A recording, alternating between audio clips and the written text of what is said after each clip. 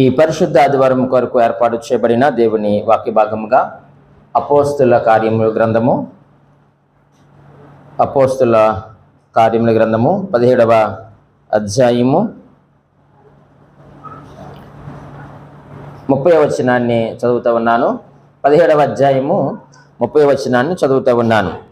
ఆ అజ్ఞాన కాలములను దేవుడు చూడనట్టుగా ఉండెను. ఇప్పుడైతే అంతటను అందరూ మారు మనసు పొందవాలని మనుషులకు ఆజ్ఞాపించుచున్నాడు. 31 కూడా, ఎందుకనగా తాను నియమించిన మనుషుని చేత నీతిని అనుసరించి భూలోకమునకు తీర్పు తీర్చబోయడి ఒక దినమును నిర్ణయించినాడు. మృతులలో నుండి ఆయనను లేపినందున దీన్ని నమ్ముటకు అందరికీ ఆధారము కలుగజేసి ఉన్నాడు. దేవుడు తన పరిశుద్ధ వాక్యం దీవించును గాక. ప్రియమైన దేవుని సంగమా, ఈ యొక్క అపోస్తుల కార్యాల గ్రంథములో 17వ అధ్యాయము 22 నుంచి మనము చివరి వరకు ఆలోచన చేస్తే ఇక్కడ పౌలు గారు ఒక ప్రసంగాన్ని చేస్తూ ఉన్నారు. ఆ ప్రసంగం చేస్తూ ఎక్కడ చేస్తున్నారు? ఏథెన్సులో ఆయన ప్రసంగం చేస్తున్నారు. ఆయన అక్కడికి వచ్చినటువంటి సమయంలో అక్కడ ఒక ఆరాధన జరుగుతూ ఉంది. ఏం జరుగుతుందండి? ఒక ఆరాధన జరుగుతూ ఉంది. 23వ వచనంలో చూస్తే, నేను సంచరించుచు మీ దేవతా ప్రతిమలను చూచుచుండగా ఒక బలిపీఠము నాకు కనబడెను, దాని మీద తెలియబడని దేవునికి అని రాయబడి ఉన్నది. కాబట్టి మీరు తెలియక దేనియందు భక్తి కలిగి ఉన్నారో దానిని నేను మీకు ప్రచురపరచుచున్నాను అనేటువంటి మాట మనం ఒకటి చూస్తున్నాం. ఈ ఏథెన్స్ ప్రజలకు చాలా భక్తి ఎక్కువ. ఏ భక్తి అట? 22వ వచనంలో 2వ లైన్లో, ఏథెన్స్ వారులారా, మీరు సమస్త విషయములలో అతి దేవతా భక్తి గలవారై ఉన్నట్టు నాకు కనబడుతుంది. ఇక్కడ ఒకటి సత్యం, ఒకటి అబద్ధం. ఏంటంటే భక్తి సత్యం, కానీ వారు చేస్తున్నటువంటి ఆరాధన అబద్ధం. అంతే కదండి. ఎవరు చేస్తున్నారు వాళ్ళు? దేవతా భక్తి ఎక్కువైపోయింది, అతి దేవతా భక్తి. అంటే వీళ్ళు విశ్వాన్ని లేక సృష్టిని పూజిస్తున్నారు. తెలియనటువంటి ఆ దేవుల్ని, ప్రతిమలకు వారు ఏం చేస్తున్నారంటే వారు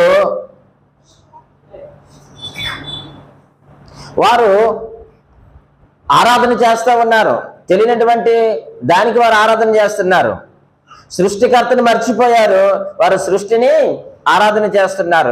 ఏవేవో ప్రతిమలు పెట్టుకొని బలిపీఠములు కట్టి వారు అక్కడ ఆరాధన చేస్తూ ఉన్నారు. అయితే వారు ఆరాధన చేస్తున్నటువంటి యొక్క బలిపీఠములన్నిటినీ మించి ఒక బలిపీఠం ఉంది. అక్కడ తెలియబడని దేవునికి ఆరాధన అని రాయబడి ఉంది. అప్పుడు ఈయన ప్రసంగం చేస్తూ, వాటిని చూసి ప్రసంగం చేస్తూ పౌలు గారు అంటున్నారు, మీరు చేస్తున్నటువంటి ఆరాధన సరైనది కాదు. మీరు చేస్తున్న ఆరాధన సరైనది కాదు అని చెప్పి ఆయన ఏమనంటే, ఇదిగో నేను చూసినప్పుడు ఒక బలిపీఠం నాకు కనబడింది, అక్కడ తెలియని దేవునికి అనేటువంటి మాట నాకు కనిపించింది. కాబట్టి ఆ తెలియని దేవుడు ఎవరో నేను మీకు ప్రకటన చేస్తున్నాను, మీరు జాగ్రత్తగా వినండి అని ఆయన అక్కడ ప్రసంగం చేసినట్లుగా మనకు కనిపిస్తూ ఉంది. అయితే ఈ యొక్క ప్రసంగంలో 7 అంశాలు మన ముందున్నాయి. చాలా క్లుప్తంగా మీ ముందు ఉంచుతాను. నేను దేనిని కూడా విడిచిపెట్టను, అన్ని విషయాలు నేను మీకు తెలియజేస్తాను. అయితే ఈరోజు మన యొక్క వాక్యాంశం ఏమిటంటే, మనము ఎందుకు మారాలి? అది మనము ఎందుకు మారాలి? ఎవరు మారమని చెప్పారు? 30వ వచనంలో, ఆ అజ్ఞాన కాలములను దేవుడు చూడనట్టుగా ఉండెను, ఇప్పుడైతే అంతటను అందరూ మారు మనసు పొందవలని మనుషులకు ఆజ్ఞాపించుచున్నాను అన్నాడు. మనం ఎందుకు మారాలో ఈరోజు దేవుని యొక్క వాక్యం ద్వారా మనము నేర్చుకుందాం. మనము సంపూర్ణంగా మారు మనసు పొందిన వారమేనా? అంటే మారు మనసు అయితే పొందాము, కానీ మనలో ఏమి లేదు, పరిపూర్ణత లేదు. ఎక్కడ ఏవో లోపాలు ఉన్నాయి. మీరు ప్రార్థించినప్పుడు అంటారు కదా, ప్రభువా నాలో చిన్న లోపాలు ఉన్నాయి, నాలో ఇంకా ఎక్కడో నీకు ఆయాసకరమైనటువంటి కార్యాలో, క్రియలో, పద్ధతిలో, విధానాలో నాలో ఉన్నాయని మనం ప్రార్థన చేస్తాం. అయితే దేవుని వాక్యం ఏమి సెలవిస్తూ ఉన్నాయి అంటే, అంతటను అందరూ మారు మనసు పొందాలి, మారాలని దేవుని వాక్యం తెలియజేస్తూ ఉంది. మొట్టమొదటిగా మనం ఆలోచన చేస్తే మనం ఎందుకు మారాలి అని అంటే, దేవుని ఆజ్ఞ కనుక మనము మారాలి. ఇది ఎవరి ఆజ్ఞ? దేవుడే మాట్లాడే 30వ వచనం ఆధారం చేసుకుంటే ఇది దేవుని యొక్క ఆజ్ఞ, మనుషులకు ఆజ్ఞాపించుచున్నాడు. దేవుడు ఆజ్ఞ ఇచ్చాడు. ఏమనంటే మీరు మారండి, మీరు మార్పు చెందండి, మీరు మారు మనసు పొందండి. అప్పుడంటే మీరు ఆ యొక్క అజ్ఞాన కాలం ముందు మీరు తెలిసి తెలియక చేసినటువంటి పనులను మీరు విడిచిపెట్టండి, కార్యాలు మీరు విడిచిపెట్టండి, ఆ పద్ధతులు మీరు విడిచిపెట్టండి. మీరు చేస్తున్నటువంటి ఈ యొక్క ఆరాధన నిజమైనటువంటి ఆరాధన కాదు.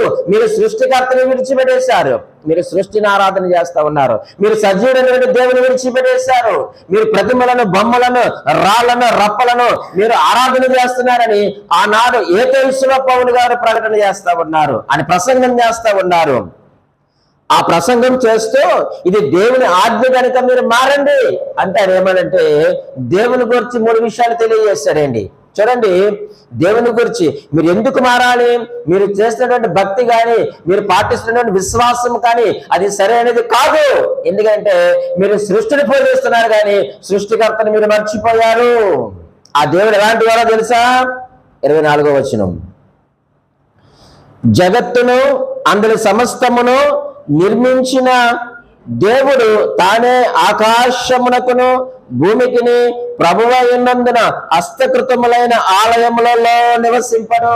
అరే మీరు మారన్నయ్యా, మీరు మారు మనసు పొందండి. మీరు చేసినటువంటి ఆరాధన సరైనది కాదు, మీరు చేస్తున్నది విగ్రహారాధన. మీరు సజీవుడైనటువంటి దేవుని మీరు విడిచిపెట్టేశారు. ఆయన ఎటువంటి వాడట? జగత్తును అందరి సమస్తమును నిర్మించిన వాడు.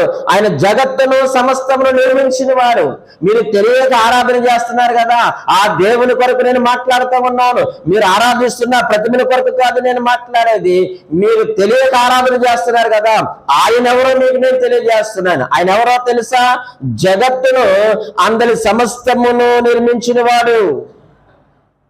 దేవుడు తానే ఆకాశమునకును భూమికిని ప్రభువై ఉన్నందున హస్తకృతములైన ఆలయములో ఆయన నివసించడు. మీరు కట్టిన బలిపీఠములో గాని మీరు కట్టినటువంటి మందిరాల్లో కానీ నివసించడు. ఎందుకంటే ఆయన సర్వ సృష్టికర్త అయినటువంటి దేవుడు. జగత్తును నిర్మించిన వాడు ఆయనే, కలగజేసిన వాడు ఆయనే, సమస్తమును దయచేసిన వాడు ఆయనే. మీరు ఆయన మర్చిపోయారు, సృష్టికర్తను మర్చిపోయారు. మీరు సర్వాధికారి దేవుని మీరు మర్చిపోయి ఊపిరి లేనటువంటి, చూడలేనటువంటి, నడవలేనటువంటి వాటిని మీరు ఆరాధన చేస్తున్నారు. కాబట్టి మీరు మారాలి. ఎంతవరకు మీరు తెలిసి తెలియక అజ్ఞానము చేత మీరు ప్రవర్తించారు కానీ ఇప్పుడు అలా కుదరదు.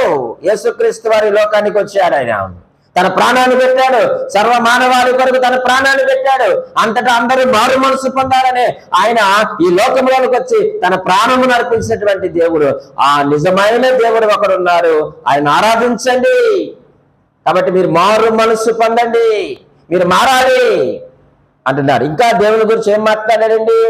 25వ వచనంలో చూడండి, ఆయన అందరికీ జీవమును ఊపిరిని సమస్తమును దయచేయువాడు గనుక తనకు ఏదైనా కొదువ ఉన్నట్టు మనుషుల చేతులతో సేవింపబడివాడు కాడు. ఆయనకేమైనా కొదువ ఉందా? ఆయన ఎటువంటి వారో తెలుసా? ఆయన జీవమును ఊపిరిని సమస్తమును ఆయన దయచేశాడు. ఆయన ఈరోజు నీవు జీవిస్తా ఉన్నావంటే జీవం ఆయన ఇచ్చింది. ఆయన నేల మంటితో ఒక బొమ్మను చేసి అందులో జీవాత్మను ఊదగా నరుడు ఏమయ్యాడట? జీవించాడు, బ్రతికాడు. అరే ఆ జీవమునిచ్చింది ఆయన, ఆ ఊపిరినిచ్చింది ఆయన, ఈ సమస్తాన్ని ఇచ్చింది కూడా ఆయనే. మీరు ఆయన ఆరాధించవలసింది పోయి మీరు ఎవరిని ఆరాధిస్తున్నారంటే మారండి రా బాబు, మారండి. మీరు చేసిన ఆరాధన నిజమైనది కాదు. ఏమో ఒకవేళ ఈరోజు మనము కూడా తెలియని వాటిని మనం ఆరాధిస్తున్నామేమో, మనకు తెలియకుండా మనం డబ్బులు ప్రేమిస్తున్నామేమో, మనకు తెలియకుండానే ఇంకా లోకాశల వైపు వెళ్తున్నామేమో, మనకు తెలియకుండా లోక పద్ధతుల్ని ఆచారాలు మనం పాటిస్తున్నామేమో ఉండవు. కానీ ఈరోజు క్రైస్తవులుగా మనకు చాలా సెంటిమెంట్లు ఉన్నాయండి. చెప్పుకుంటే సింపుకుంటే కాలుమే పడతాయి. ఎందుకు వచ్చినాయి? కాదంటారా చెప్పండి. చాలా ఉన్నాయి. అబ్బా నా కళ్ళతో నేను చూసి, నా చెవులతో నేను విన్నాయండి. కాబట్టి ప్రభు నందు ప్రియమైన దేవుని సంగమా, ఇది దేవుని యొక్క ఆజ్ఞ. మనం మారు మనసు పొందాలని దేవుడు మనకు ఆజ్ఞాపించాడు.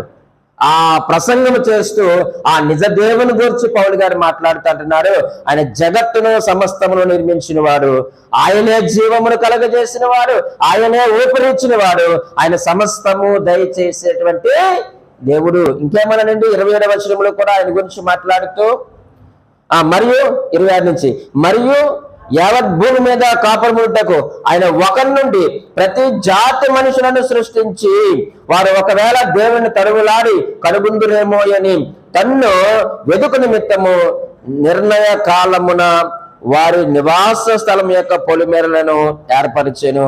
ఆయన మనలో ఎవనికి దూరముగా ఉండువాడు కాదు. ఆయన ఏం చేశాడో తెలుసా? ఒకరి నుండి ప్రతి మనుషుల్ని సృష్టించాడు. ఆయన సృష్టించేసి విడిచిపెట్టలేదు, కానీ ఆయన మనకు సమీపముగా ఉన్నటువంటి దేవుడు. ఈ భూమి మీద ఉన్నటువంటి మనుషులందరూ ఎలా వచ్చారో తెలుసా? ఒకరి ద్వారానే వచ్చారు. ఒకరి ద్వారానే ఒకని పోలి ఒకరు, ఈ మనుషులందరూ ఒకరి ద్వారా వచ్చారు. అలాగుననే ఆయన సమీపముగా ఉన్నటువంటి దేవుడు. ఒకవేళ మనం తడుములాడతామేమో అని ఆయన సమీపముగా ఉన్నటువంటి దేవుడు, ఆయన నిజమైన దేవుడు. ఆయన మీరు ఆరాధించండి, ఆయన్ని స్తుతించండి అని పౌలు గారు తన యొక్క ప్రసంగంలో తెలియజేస్తూ ఉన్నారు. మనము ఎందుకు మారాలయ్యానంటే అది దేవుని ఆజ్ఞ. రెండవ విషయాన్ని మనం ఆలోచన చేద్దాం. మనం ఎందుకు మారాలి అంటే దేవుని తీర్పు ఉంది కనుక. ఎందుకు మారాలి? దేవుని యొక్క తీర్పు. ఆ 17వ అధ్యాయము చూడండి 31వ వచనంలో, ఎందుకనగా తాను నియమించిన మనుషుని చేత నీతిని అనుసరించి భూలోకమునకు తీర్పు తీర్చబోయడి ఒక దినమును నిర్ణయించి ఉన్నాడు అంటున్నాడు. ఎందుకనగా తాను నియమించిన మనుషుని చేత. ఎవరా మనుషుడు? ప్రభువైన యేసుక్రీస్తు వారు. ఎవరా మనుషుడు? ప్రభువైన యేసుక్రీస్తు వారు. తాను నియమించిన మనుషుని చేత నీతిని అనుసరించి భూలోకమునకు తీర్పు తీర్చబోయని ఒక దినాన్ని దేవుడు నిర్ణయించారు. కాబట్టి ఇదిగో తీర్పు రాబోతా ఉంది, మీరు మారు మనసు పొందండి. దేవుడు అన్ని చేస్తాడు. ప్రియమైన దేవుని సంగమా, దేవుని యొక్క తీర్పులో నుంచి మనం తప్పించుకోలేము. ఒకవేళ మనుషుల యొక్క తీర్పులో నుంచి మనం తప్పించుకోవచ్చేమో, అవసరమైతే సుప్రీంకోర్టు తీర్పు నుంచి కూడా తప్పించుకోవచ్చు. తప్పించుకోలేరంటారా? సరైన లాయర్ తగిలితే సుప్రీంకోర్టు తీర్పు నుంచి కూడా తప్పించుకునే వాళ్ళు చాలా మంది ఉన్నారు.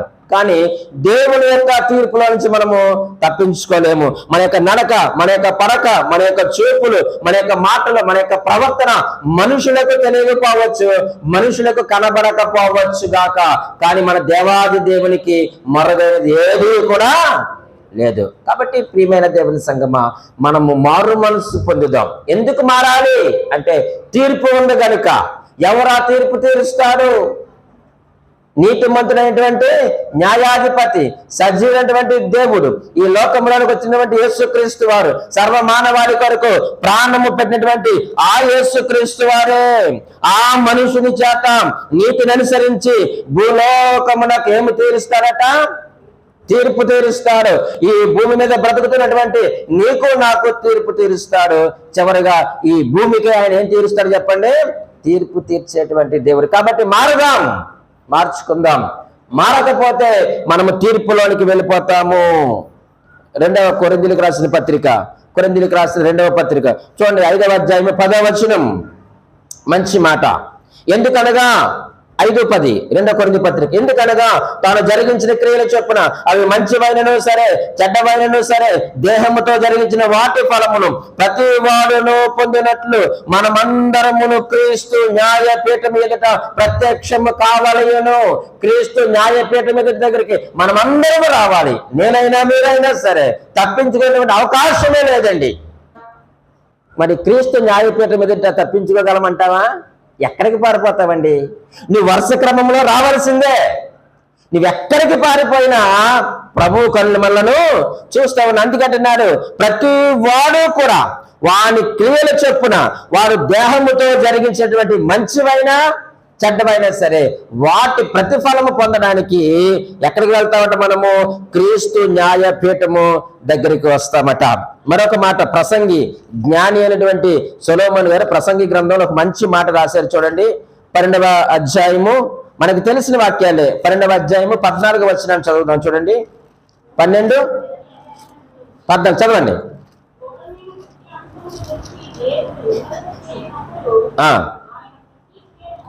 ఆయన ప్రతిక్రియను అది మంచిదే గాని చెడ్డదే గాని తీర్పులోనికి తెచ్చును. చూడండి, దేవుడు తీర్పులోనికి మంచిదాన్ని చేస్తాడు, చెడ్డదాన్ని కూడా తెస్తాడు. మంచిదాన్ని బట్టి నీకు ప్రతిఫలాన్ని ఇస్తే చెడ్డదాన్ని బట్టి మనకు తీర్పు తీరుస్తాడు. అంతే. నువ్వు ఏది చేసినా అది మంచిదా చెడ్డదా సెకండరీ, కానీ ప్రతిదీ కూడా తీర్పులోనికి వస్తుంది అన్న సంగతిని నేను మర్చిపోకూడదు. కాబట్టి ఆ తీర్పులోనికి నువ్వు రాకుండా ఉండాలి అంటే మనం ఏం చేయాలి చెప్పండి? మారాలి, మారు మనస్సు పొందాలి. మూడో విషయాన్ని మీ ముందు ఉంచుతాను. ఎందుకు మనం మారాలి అనంటే దేవుని యొక్క శిక్ష ఉంది గనుక. దేవుని యొక్క శిక్ష. 13వ అధ్యాయము లూకాసు వార్త 13వ అధ్యాయము 5వ వచనములో ఇలాగ రాయబడి ఉంది. 13:5, మీరు మారు మనస్సు పొందని ఎడల మీరందరూ అలాగే నశింతురు. మనం అక్కడ పైన చూస్తూ ఉన్నప్పుడు చూడండి, పిలాతు గలిలయులైన కొందరి రక్తము వారి బలులతో కలిపి ఉండెను. ఆ కాలమున అక్కడక్కడ కొందరు ఆ సంగతి యేసుతో చెప్పగా ఆయన వారితో ఇట్లా అన్నారు, ఈ గలిలయులను బట్టి ఈ గలిలయులు అట్టి హింసలు పొందినందున వారు గలిలయులందరికంటే పాపులని మీరు తలంచుచున్నారా? కారని మీతో చెప్పుచున్నాను, మీరు మారు మనస్సు పొందని ఎడల మీరందరూ అలాగే ఏటట ఏం పొందారట? మారు మనసు పొందకపోతే ఏమని చెప్పండి? శిక్ష ఉందట. ఈరోజు వారిని చూసి మీరు భయపడకండి, ఏదో జరిగిపోతుంది అనుకోకండి. ఒకానొక దినమున మీరు కూడా మారు మనసు పొందకపోతే అటువంటి శిక్షనే మీరు అనుభవిస్తారు. ఒక వ్యక్తి శిక్షను అనుభవిస్తూ తన కుటుంబస్తుల కొరకు ఇలా మాట్లాడుతున్నాడు. చూడండి, లూకాసు వార్త 16వ అధ్యాయము 30వ వచనములో మనం చూస్తే మనకు తెలుసు. 16వ అధ్యాయము 30వ వచనంలో, అతడు తండ్రి అయిన అబ్రహామా, అలాగూ అనవద్దు, మృతులలో నుండి ఒకడు వారి యొద్దకు వెళ్ళిన ఎడల వారు మారు మనసు పొందుతారని చెప్పాను. ఈ స్టోరీ మనకు తెలుసు. ఎవరైనా ధనవంతుడు లాజరు స్టోరీ ఇది, అంతే కదండి. నేను తప్పు చెప్పానా అండి? కరెక్టే కదా? ఇక్కడ ఉన్నారు కదా మీరందరూ. ఈ స్టోరీ ఎవరిది? ధనవంతుడు లాజరుది. ఇద్దరు కూడా భూమి మీద కొంతకాలం బ్రతికారు. ఆ బ్రతికినంత కాలము కూడా ఆ ధనవంతుడు ఎవరిని పట్టించుకోలేదు. మీరు 16వ వచనం నుంచి మీరు చూస్తే ఆయన ఎంతలా సుఖపడ్డారో 16వ వచనంలో మనం చూస్తాం. బాగా సుఖపడ్డారు ధనవంతుడు. కానీ లాజరు ఎటువంటి పరిస్థితిలో ఉన్నాడో కూడా మనం వెతుకుతాం. వీరిద్దరూ కూడా ఒకనొక దినం ఏమైపోయారు? చనిపోయారు. చనిపోతే లాజరును ఏం చేశారంటే దేవదూతల చేత అబ్రహాం రొమ్మున ఆనుకుంటకు కొనుక్కోబడ్డారు. లాజరుని ఎవరు తీసుకొని వెళ్ళారు? దేవదూతలు. మీరు ఆ మాట మీరు 22వ వచనంలో చూడొచ్చు. మీరు నన్ను చూస్తే నాకు భయం వేస్తుంది. 22వ వచనంలో చూస్తే లాజరు చనిపోయిన వెంటనే దేవుని యొక్క దూతలు లాజరు గారిని తీసుకొని వెళ్ళిపోయాయి. మరి ఇప్పుడు ధనవంతుడు చనిపోయిన తర్వాత ఎవరు మోసుకొని వెళ్ళారు? మనుషులు మోసుకొని వెళ్ళారు. ఎవరు తీసుకొని వెళ్ళారు? ఆయన ధనవంతుడు, అన్ని బాగున్నాయి, సమస్తము సంపాదించాడు, ఆయన చచ్చాడు. చచ్చిన తర్వాత మనుషులు మోసుకొని వెళ్ళారు. లాజరు దరిద్రుడిగా బ్రతికాడు, ఏమీ లేని వాడిగా జీవించాడు ఈ లోకంలో. కానీ ఆయన మరణించిన తర్వాత దేవుని యొక్క దూతలు ఆయనను తీసుకొని వెళ్ళిపోయాయి. అయితే ఆ యొక్క అగ్ని జ్వాలల మధ్య ఎవరున్నారు? ధనవంతుడు ఉన్నాడు. 24 నుంచి మనం చూస్తే 24వ వచనంలో ఆయన యాత్ర కరమైన స్థలంలో ఉన్నాడు, అగ్ని జ్వాలల మధ్య ఉన్నాడు. ఆ యొక్క అగ్ని జ్వాలలో ఆయన యాతన పడుతూ బాధపడుతూ అంటున్నాడు, అయ్యా అబ్రామా, ఇక్కడ పరిస్థితులు అస్సలు బాగోలేదండి. మరి భూమి మీద ఉన్నప్పుడు నీ పరిస్థితి ఎలాగుంది? చాలా బాగుంది కదా, నువ్వు ఎవరి మాట వెళ్ళలేదు కదా, ఎవరిని లెక్క చేయలేదు కదా, నీకు కలిగిన ధనాన్ని బట్టి, నీకు కలిగిన భోగాలను బట్టి, నువ్వు ధరించిన వస్త్రాలు బట్టి, నువ్వు తినేటువంటి తిండిని బట్టి, నీకున్నటువంటి మంచాలు బట్టి, ఏసీని బట్టి నువ్వు బహుగా సుఖపరుచుండి వాడువు కదా. 19వ వచనంలో ఆయన అంటున్నాడు, నువ్వు బహుగా సుఖపడ్డావు కదా, మరి ఆ రోజు నీకు గుర్తు రాలేదా? నీకు బాధ తెలియదా? కష్టం తెలియలేదా? ఆ రోజు నువ్వు మారు మనసు పొందలేదే, నువ్వు మారలేదే. కనీసం నీ ప్రక్కనటువంటి లాజరు గారికి కనికరాన్ని చూపించలేదే. ఆకలి నువ్వు ఆహారం పెట్టలేదే. కనీసం నీ టేబుల్ మీద పడిన రొట్టె ముక్కలు తినడానికి కూడా యోగ్యుడు కానట్టుగానే చూశానే. బాబా ఎంత వద్దని ఇంకా నన్ను క్షమించండి బాబు అంటున్నాడు. ఒక మాట చెప్పమంటారా? ఇంకా అక్కడికి వెళ్ళిన తర్వాత ఇంక క్షమాపణలో ఉండవు. మనసు అక్కడికి వెళ్ళిన తర్వాత ఇంకా టర్న్ అవడానికి అవకాశం లేదు, ఛాన్స్ లేదు. ఒక్కసారి ఆ స్థలంలోనికి వెళితే అది నిత్యము ఉండేటువంటిది. ఈ యొక్క భూమి మీద లేక దేవుని చేత చేయబడిన వాటిల్లో రెండు నిత్యమైనవండి. ఏంటి చెప్పండి? ఒకటి పరలోకం, రెండు నరకం. అంతే, ఈ రెండే శాశ్వతమైనవి. మిగిలినవన్నీ కూడా ఎగిరిపోతాయి. పరలోకము శాశ్వతంగా ఉంటుంది, ఆ నరకము కూడా శాశ్వతంగా ఉంటుంది. యేసు దేవుడు లేని స్థలం ఏది చెప్పండి? దేవుడు లేని స్థలం ఆయన అన్ని చోట్ల ఉంటాడండి అంటారు. నరకంలో కూడా ఉంటాడు ఆయన? ఉండడు. దేవుడు లేని చోటు నరకం, దేవుడు ఉండే చోటు పరలోకం. నువ్వు ఏ ప్లేస్లోకి వెళ్తావు? ధనవంతుడు దేవుడు లేని చోటుకు వెళ్ళాడు, కానీ భూమి మీద ఉన్నప్పుడు ఆయనకు అన్నీ ఉన్నాయి, కానీ ఎవరు లేరు? దేవుడు లేడు. లాజరు భూమి మీద ఉన్నప్పుడు ఏమీ లేవు, కానీ ఎవరున్నారు?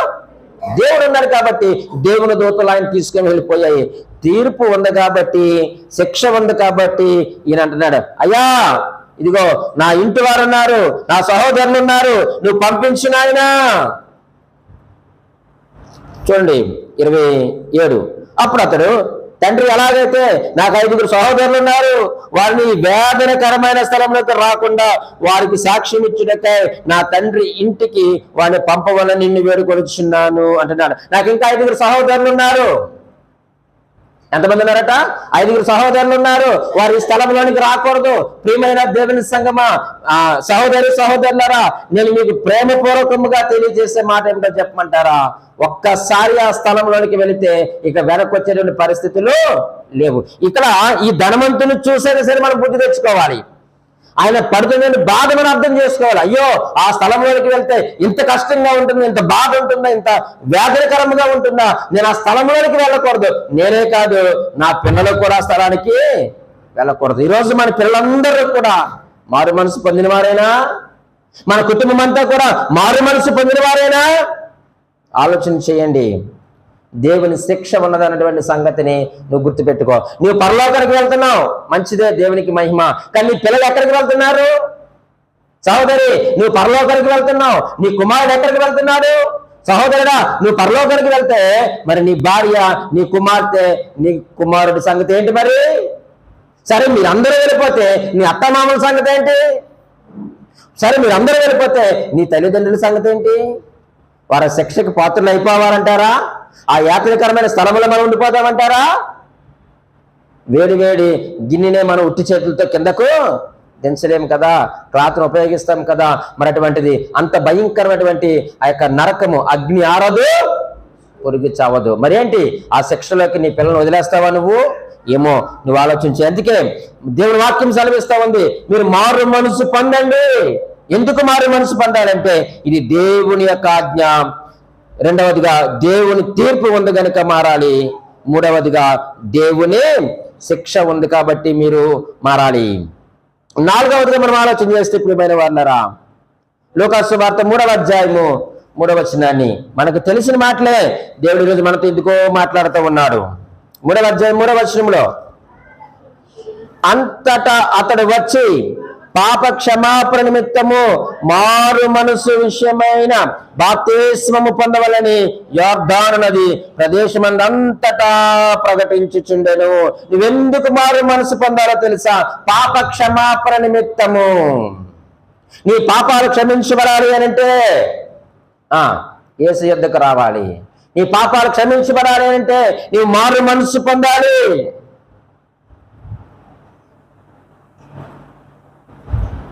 మన యొక్క పాపాలను మనం విడిచిపెట్టకపోతే ఆ పాపం మనల్ని పట్టిస్తుందంటండి దేవునికి. మన పాపాలు విడిచిపెట్టకపోతే ఆ పాపమే పట్టిస్తుంది. దొంగతనం చేసినాడు, ఏదో ఒకరోజు దొరక్క మాండ, ఏది చేసినా ఇంకా చాలా చెప్పచ్చు. మనం ఏది చేసినా ఏదో ఒక రోజు దొరకక తప్పదు. కాబట్టి దేవుని వాక్యం ఏమి సెలవిస్తా ఉందంటే, మీరు పాప క్షమాపణ నిమిత్తము ఏం చేయాలట? మారు మనసు పొందండి. మీ మనసును మార్చుకోండి. అలాగే మీరు మారు మనసు పొంది మీరేం చేయాలట? బాప్తిస్మము పొందవల్లని యోర్దాను నది పరివాహ ప్రాంతంలో యోహాను ఏం చేస్తా ఉన్నాడు? సువార్తను ప్రకటన చేస్తా ఉన్నాడు. మీరు మారు మనసు పొందండి, మనసు మార్చుకోండి, రిపెంటెన్స్. మీరు తిరగండి దేవుని వైపు. ఇంతవరకు మీకు నచ్చినట్లుగా మీరు జీవించారు, కానీ ఇకనైనా మీరు ప్రభువు కొరకు మీరు జీవించండి. మీరు మారు మనసు పొందండి అయ్యా. దేవుని యొక్క శిక్ష ఉంది, దేవుని యొక్క ఉగ్రత మీ మీదకి రాబోతా ఉంది, తీర్పు ఉంది. దేవుడు మీకు ఆజ్ఞాపిస్తా ఉన్నాడు, మీరు మారండి, మీ పాపాలు క్షమించబడాలి. ఈరోజు మన పాపాలు క్షమించబడితే సరిపోదండి, మన బిడ్డల విషయంలో కూడా కేర్ తీసుకోండి. ఈరోజు చాలా మంది ప్రియమైన దేవుని సంగమా, చాలా మంది ఏం చేస్తున్నారు చెప్పమంటారా? పిల్లల్ని వదిలేస్తున్నారు, యవన పిల్లల్ని వదిలేస్తున్నారు. నువ్వు మారావు, నీ పిల్లలు ఎందుకు దేవుని మందిరానికి నడిపిస్తలేదు? నాకు తెలిసిన ఒక కుటుంబం, వారు చాలా మంచి ఆత్మీయంగా ఉంటారు, కానీ పిల్లలు రారు. ఎందుకు రారో తెలుసా? వాళ్ళ క్యాస్ట్లో, వారి కులంలో క్రైస్తవులు తక్కువగా ఉంటారని పిల్లల్ని దేవుని మందిరాన్ని తీసుకురావట్లేదు. ఎంత దౌర్భాగ్యమో చూడండి. నాకు తెలుసండి ఎందుకు తీసుకురావట్లేదంటే, మా కులంలో ఎవరు తక్కువంట? ఎవరు తక్కువ? క్రీస్తు రక్తంలో కడగబడ్డ నీకు కులం ఎక్కడ దక్క? నీవు క్రీస్తు రక్తంలో కడగబడ్డావా లేదా? కడగబడితే నీ కులం ఎక్కడది? ఎప్పుడైతే యేసుక్రీస్తుని సొంత రక్షకుడిగా అంగీకరించావో కులాలు లేవిక, రంగు భేదాలు లేవు, తారతమ్యాలు లేవు. కానీ ఈరోజు చాలా మంది క్రైస్తవ కుటుంబాల కొరకు నేను మాట్లాడుతూ ఉన్నానండి. మా కులంలో ఎవరు తక్కువంట? క్రైస్తవులు తక్కువండి. కాబట్టి నా కూతుర్ని లేకపోతే నా కొడుకుని నేను మందిరాన్ని తీసుకురావట్లేదు. రేపు పొద్దున పెళ్లి చేయాలంటే అన్యుల పెళ్ళే నేను చెయ్యి, నువ్వు అన్యుల పెళ్లి చేయి, నన్ను ప్రేయర్ రిక్వెస్ట్ మాత్రం నువ్వు అడగొద్దన్నాను. నేను ఖచ్చితంగా చెప్పాను, నువ్వు అన్యుల పెళ్ళిలో చేసుకో, కానీ నన్ను ఏమడగొద్దు, నువ్వు ప్రార్థన చేయమని మాత్రం నన్ను అడగొద్దు. నువ్వు పెళ్లికి చేయమనక వాళ్ళకి ఒకవేళ ఇబ్బంది వచ్చినా సరే కానీ నువ్వు నన్ను ప్రార్థన చేయమని నువ్వు అడగొద్దు అన్నాను. నేను ఖచ్చితంగా మొహమాటం లేకుండా నేను చెప్పాను. ఏం క్రైస్తవులేని వాళ్ళు? నీవు మారు మనసు పొందవలసింది పాప క్షమాపణ నిమిత్తం, కానీ నీ కొడుక్కి నీ కూతురికి ఇది పెళ్ళిళ్ళు అవ్వని కాదు, వాటి గురించి కాదు నువ్వు చూడవలసింది. నువ్వు ఆ కులం అయితే నీకన్నా తక్కువ కులం నువ్వు చేసుకోకూడదా? కొంపలైనా మునిగిపోతాయేటి? ఆడేమన్నా గాలికి గాలి పుట్టాడా? అందరూ దేవుడు పుట్టిస్తేనే కదా పుట్టించాడు, అందరూ ఒక మనిషి నుంచే కదా వచ్చారు. మనం చదివిన అపొస్తలుల కార్యములో మరి ఎందుకు కులాన్ని చూస్తున్నాను ఈ రోజు ఇంకా క్రైస్తవులకు వచ్చి?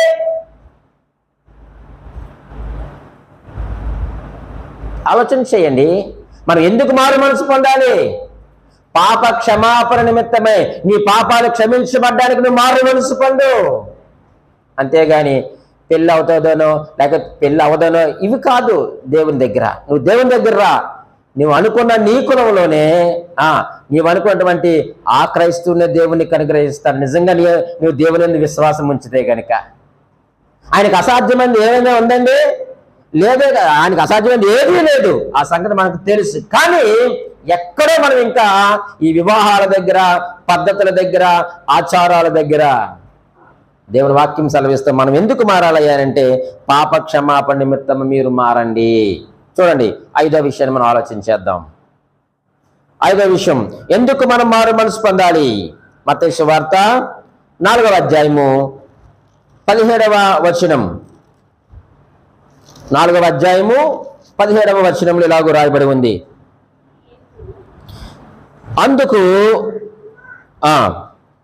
అప్పటి నుండి యేసు పరలోక రాజ్యము సమీపించినది గనుక మారు మనసు పొందడని చెప్పుచు ప్రకటింప మొదలు పెట్టెను.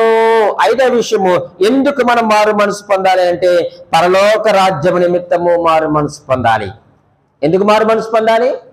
దేని కొరకు మారు మనసు పొందాలి? పరలోక రాజ్యము కొరకు మారు మనసు పొందాలి. అపవిత్రమైనటువంటి జీవితంతో మనము పరలోకానికి ప్రవేశించలేమండి. మనలో అపరాధములు పెట్టుకొని, పాపములు పెట్టుకొని, అపవిత్రమైనటువంటి జీవితంతో మనము పరలోక రాజ్యంలో చేరలేము. మారు మనసు లేకపోతే మన పరలోక రాజ్యంలో ప్రవేశించలేము. కాబట్టి మారు మనసుతో కూడినటువంటి విశ్వాసము మనకు చాలా అవసరము. మన పరలోక రాజ్యానికి వెళ్ళాలంటే మన మనసు మార్చుకోవాలి. ఇంతవరకు తెలిసి తెలియనట్లుగా ఆ యొక్క అజ్ఞాన కాలం ఉంది. ఏదో మనం చేసాము కానీ ఇప్పుడు మనకు అన్నీ తెలిసాయి. నీ పాపాలు క్షమించబడ్డానికి ఏ కార్యం జరిగిందో నీకు తెలుసు. పరలోకానికి వెళ్ళాలంటే మార్గం ఏమిటో నీకు తెలుసు. తీర్పు నుంచి తప్పించబడాలి అని అంటే ఆ మార్గం ఏమిటో నీకు తెలుసు. ఇవన్నీ తెలిసిన తర్వాత నువ్వు మారకపోతే, నేను మారకపోతే పరలోక రాజ్యంలోనికి ఎలా ప్రవేశిస్తాం? మనము అపవిత్రతతో మనము పరలోక రాజ్యానికి మనము ప్రవేశించలేము. అబద్ధములతో మనం పరలోక రాజ్యానికి ప్రవేశించలేము.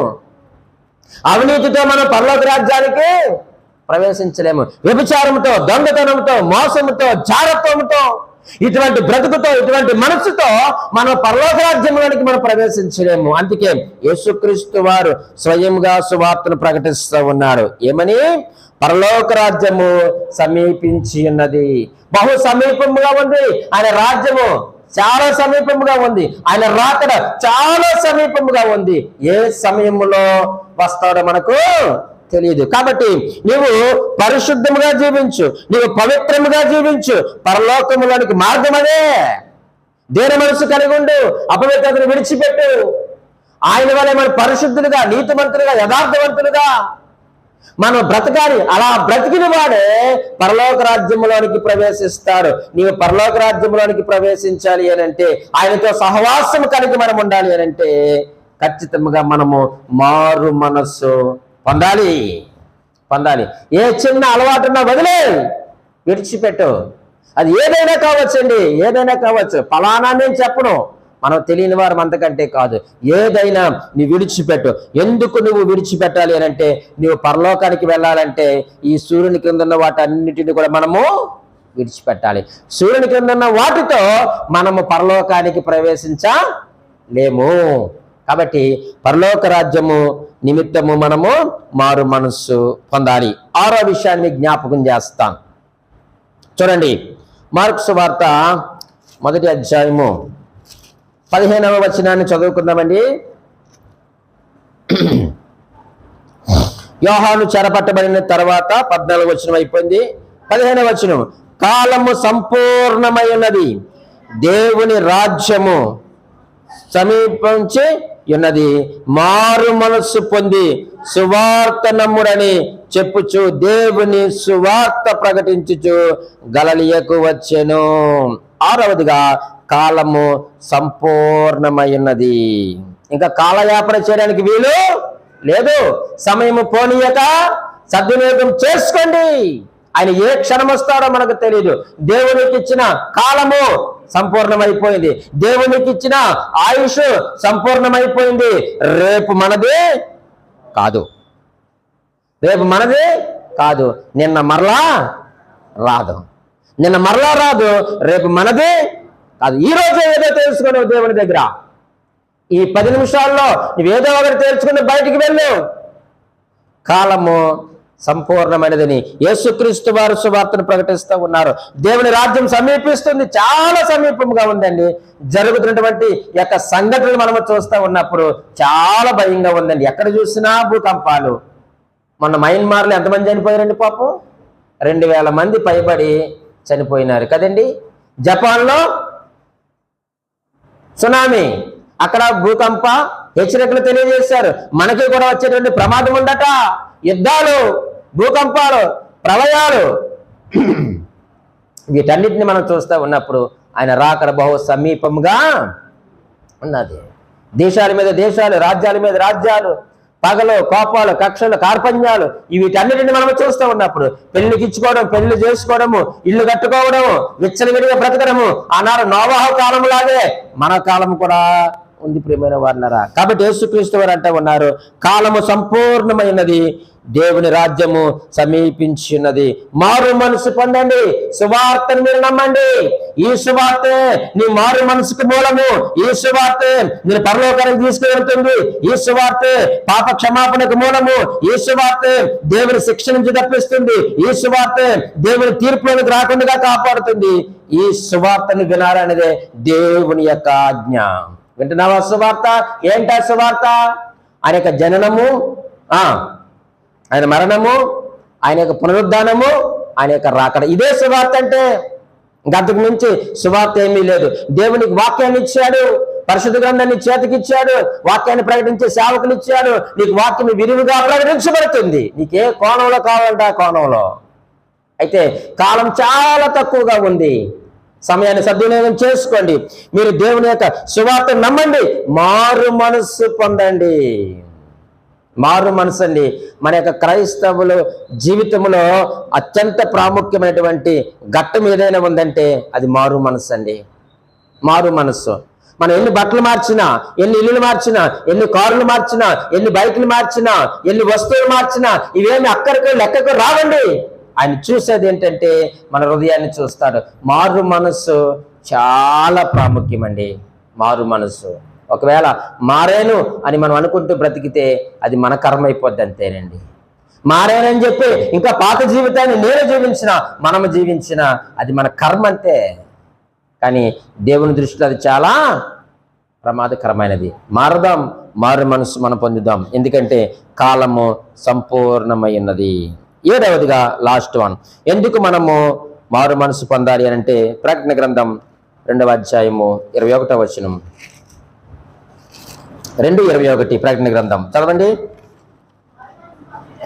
మారు మనస్సు పొందుటకు నేను దానికి సమయం ఇచ్చి తిని. చాలండి. మనం ఎందుకు మారాలంటే దేవుడు సమయం ఇచ్చాడు కనుక, అంతే. ఒక మాట అండి, ఈ క్షణం ఆన్ స్పాట్లో మన భారతదేశంలో చాలా మంది చనిపోయి ఉంటారు కదండి. ఈ క్షణం ఎవరో ఒకరు చనిపోతారు. అసలు మనిషి చనిపోని సమయం అంటూ లేదు. ఈ 24 గంటల్లో ప్రతి సెకండ్కి ఒకరు ఈ భూమి మీద చనిపోతూ ఉన్నారు. అందులో యేసుక్రీస్తుని ఎరగని వారు ఎంతో మంది చనిపోతారు. అంటే వారి యొక్క సమయం అయిపోయింది. కానీ ఈరోజు ప్రభు మనకి ఏమి ఇచ్చాడు చెప్పండి? సమయం ఇచ్చాడు. ఈ సమయాన్ని మనం సద్వినియోగం చేసుకుంటూ మనలో ప్రాణం ఉన్నప్పుడే ఆయన ఎదుటి మన పాపాలు ఒప్పుకొని ఆయన మనం ఏం చేయాలి చెప్పండి? విశ్వాసం ఉంచాలి ఆయన మీద. మనం అవకాశాలు జార విడుచుకోవద్దు. దేవుడిచ్చిన సమయాన్ని మనము నిరర్ధకము చేసుకోవద్దు. ఎందుకంటే మరలా ఈ యొక్క అవకాశము రాకపోవచ్చు. చూడండి, ఒక్కొక్కసారి చాలా మంది బయటకు వెళ్ళినప్పుడు చిన్న ప్రమాదం ఏదైనా జరిగితే ఇంటి దగ్గర వాళ్ళు అంటారు ఒక్కొక్క మాట, ఒరే నేను చెప్పాను కదరా, నా మాట విన్నావా? ఇప్పుడు వెళ్ళొద్దు. ఎప్పుడు వెళ్ళమన్నాను? సాయంత్రం వెళ్ళమన్నాను, నువ్వు వెళ్ళావు. ఏమైంది ఇప్పుడు? నీకు ప్రమాదము జరిగింది. నిజమే కదా, దేవుడు మనకి సమయాన్ని ఇచ్చాడు. ఈ 12:25 దేవుడు మనకి ఇచ్చాడు. ఉదయం నుంచి ఇంతవరకు మనం సజీవులుగా ఉన్నాం. ఈ సమయాన్ని మనము సద్వినియోగం చేసుకుందాం. దేవుడు మనకు సమయాన్ని ఇచ్చాడు కాబట్టి మన ప్రాణంతో ఉన్నప్పుడే దేవుని ఎదుటి మన పాపాలు ఒప్పుకొని మనము మారు మనసు పొందుదాం. మారు మనసు పొందుదాం. దేవుని సువార్తను మనం నమ్ముదాం. ఆ సువార్త నిన్ను రక్షిస్తుందండి. ఆ సువార్తే ఆయన సన్నిధికి మనం నడిపిస్తుంది. ఆ సువార్తే మనను ఆయన సహవాసములో ఉంచుతుంది. మరి ఆ సువార్తను నమ్ముతున్నావా? లేకపోతే నామకార్థముగానే మనము దేవుని యొక్క వాక్యాన్ని చేత పట్టుకుని ప్రభు సన్నిధి దగ్గరకు వస్తున్నామా? ఇందులో జీవం ఉన్నది. వాక్యంలో నేను బ్రతికిస్తుంది. నీ బాధలో నీకు నెమ్మదిని ఇస్తుంది. మనం పాపములో పడిపోకుండా కాస్తుంది. నీ కాలు జారకుండగా ఇరుకును పడకుండగా నేను భద్రతనిస్తుంది దేవుని వాక్యం. ఇది కృపావాక్యం, ఇది సత్యవాక్యం. ఈ సువార్తను నువ్వు నమ్ము, విశ్వాసం ఉంచు. నువ్వు నమ్మడమే కాదు, నీవు విశ్వాసం ఉంచడమే కాదు, నీ కుటుంబస్తులను, నీ పిల్లలను కూడా ఈ సత్య సువార్తలోనికి నీవు నడిపించు. దేవుడు గొప్ప అవకాశం ఇచ్చాడు. ఈ అవకాశాన్ని సద్వినియోగం చేసుకో. మరలా మన జీవితంలో మరొక దినము వస్తాదని నేనైతే అనుకోను. ప్రభు ఈ క్షణమే నిన్ను నన్ను పిలిస్తే మనం అందరము కూడా ఎత్తబడే సంఘముగా ఉండాలి, ఎత్తబడేటువంటి కుటుంబముగా మనము ఉండాలి. ఫైనల్ గా ఆయన చెప్పే మాట ఒకటే, మారు మనస్సు పొందండి. ఇది నా యొక్క ఆజ్ఞ అన్నాడంతే దేవుడు. ఏంటండి ఇది? ఆజ్ఞ. చాయిస్ కాదు. నువ్వు మారితే మారచ్చు, మారకపోతే నీ ఇష్టమైన చాయిస్ ఏమి లేదు మారు మనసులో. ఇది ఖచ్చితంగా దేవుని యొక్క ఆజ్ఞ. నీవు నేను మారాలి. మన ద్వారా మన పిల్లలను మనము మార్చుకోవాలి. దేవుడి మాటలు దీవించి ఆశీర్వదించునుగాక. ఆమేన్.